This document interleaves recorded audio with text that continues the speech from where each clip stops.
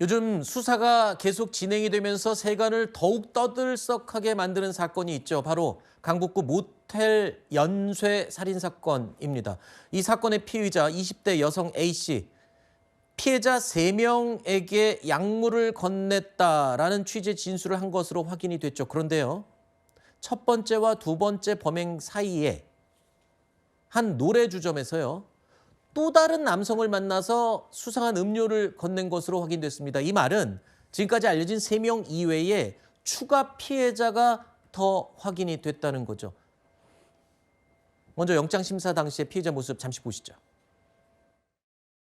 약물 미리 준비하셨습니까? 약물 건넨 이유가 뭡니까? 살해 의도 있으셨나요? 추가로 약물 건넨 사람 있으십니까? 추가로 피해자분들한테 하고 싶으신 말씀 없으십니까? 한 말씀만 해주십시오.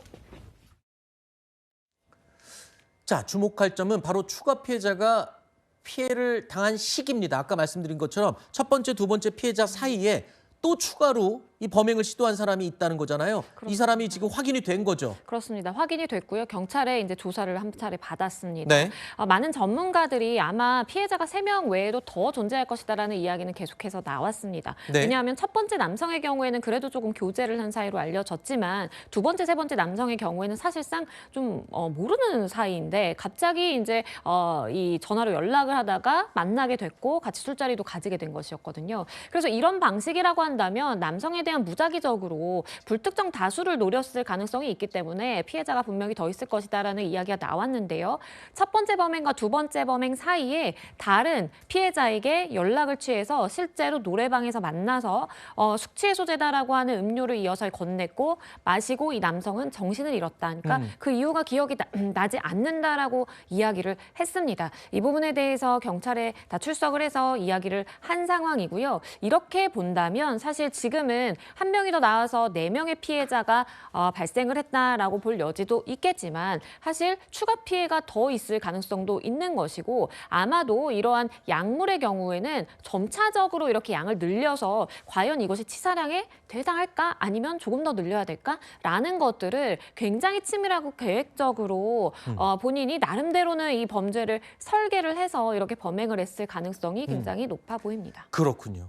자, 그런데 이 여성이요, SNS를 통해서 알게 된 또 다른 남성들에게는 돈을 요구를 했다고요. 그러니까 내가 가정 형편이 좀 힘들다. 그러니까 병원비 그리고 밥 먹는 밥값 뭐 이런 걸 좀 대신 내달라고 부탁을 했던 것으로 지금 알려지고 있고 거기다가 또 다양한 약품을 결제해달라고 또 부탁을 했었다고요? 맞습니다. 지금 피해자들의 진술에 이제 의존해서 나오고 있는 이야기인데요. 한 언론 보도에 따르면 중고거래 앱을 통해서 이 남성과 알게 됐는데 남성이 잠시 술자리에서 자리를 비운 사이 여성이 지갑에 손을 댄 겁니다. 그래서 이걸 왜 그랬냐라고 물어보니까 내가 가정 형편이 굉장히 어렵다. 아버지가 기초수급자고 일을 안 하셔가지고 내가 정말 생계가 어려운 정도다. 조금 도와달라라는 이야기를 했다라고 하고요. 그리고 본인의 병원비를 좀 대신 내달라라고 이야기를 해서 이 남성이 사실 이 민생 소비 쿠폰도 어떻게 쓰는지 알려줬었다라고 해요. 아하. 그런 걸 모자라고 한다면 경제적인 공공함 그런 것들을 계속 남성에게 호소를 하면서 추가적으로 돈을 뜯어내려 한 거 아닌가라는 생각도 듭니다.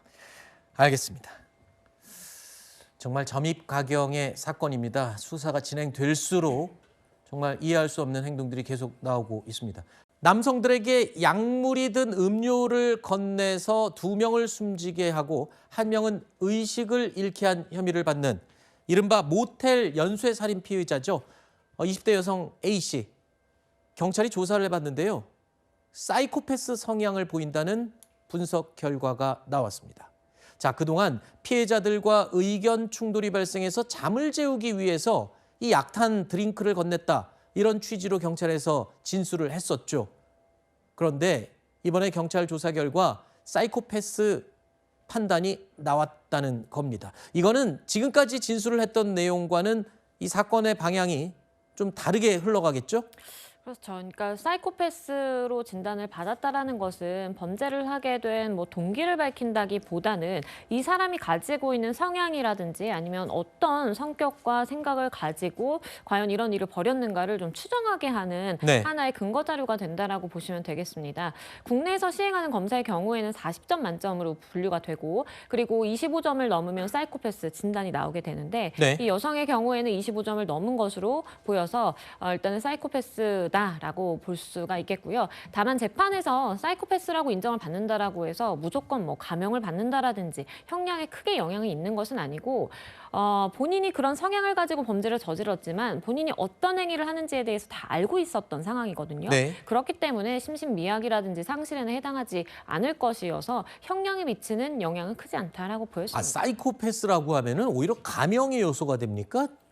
중형의 요소가 되는 게 아니라? 그러니까 사이코패스이기 때문에 범죄 행위를 저지르는 것에 대해서 내가 큰 감정을 못 느끼고 잘못된 아하. 인식을 갖지 못한다라는 취지로 피고인들이 많이 주장을 해요. 근데 다만 그럼에도 불구하고 내가 이 약을 먹이면 이 사람이 다치거나 죽을 수도 있다라는 인식은 명확하게 있는 상황에서 범죄 행위가 이루어진 것이기 때문에 이 네. 부분에 대해서 크게 뭐 양형에 영향을 미치지는 않겠다라고 보여집니다. 알겠습니다.